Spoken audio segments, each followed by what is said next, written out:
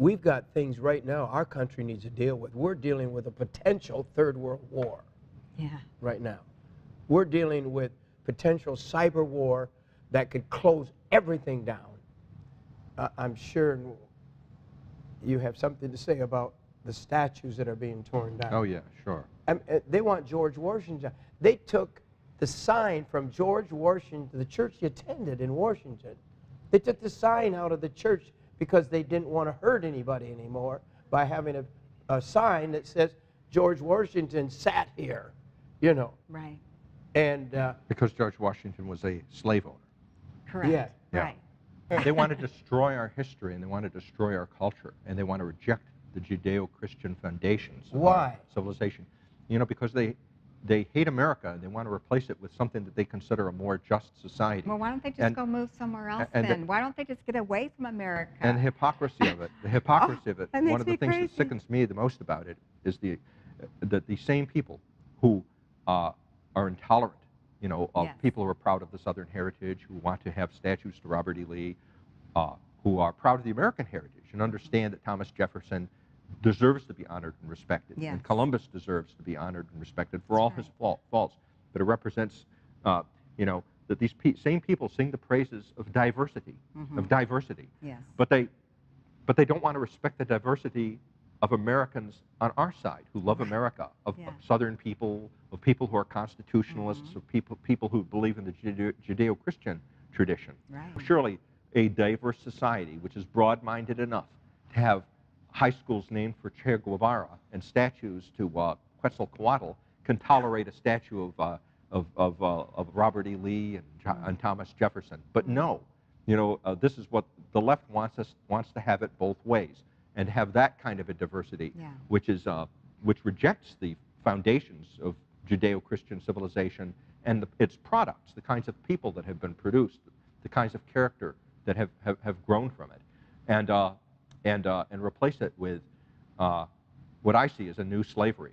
You know, you know, where they want to flip the ethos of the American experiment, where the individual is the person who has God-given rights, and everything flows from that, to the totalitarian mindset that prevailed in Stalin's Soviet Union, in Nazi Germany, and Mao's, where the state is all, and the collective is all.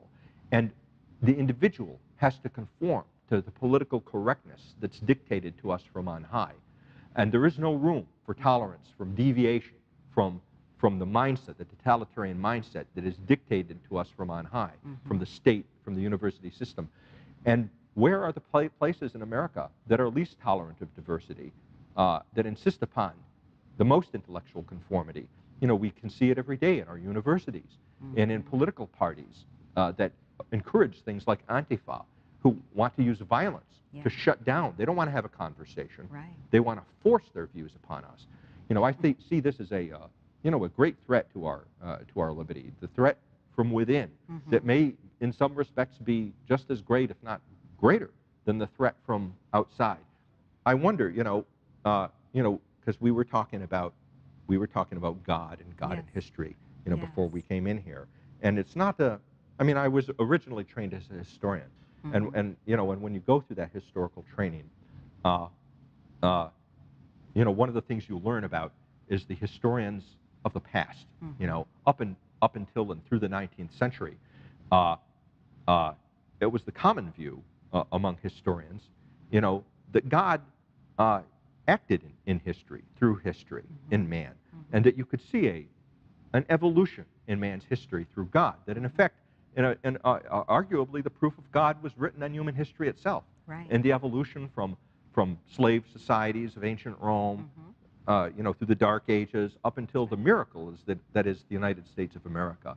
And when you understand the details of our creation, it does indeed seem miraculous that we could be created and come to this point, which has all been replaced, a part of our heritage, a point of view, okay, that is now in our universities regarded as totally discredited and untrue, and been replaced with the materialist model which is in effect the Marxist-Leninist model. You know, that there is no God, God doesn't act through history, we're all biological machines, products of socioeconomic systems, okay?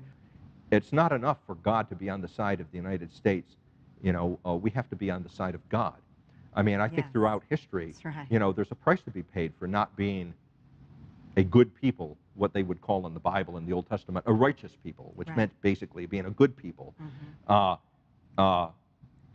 God has been good to the United States. You know, it's really, we've had a series of miracles where we're able to come through World War II despite that tremendous threat to us.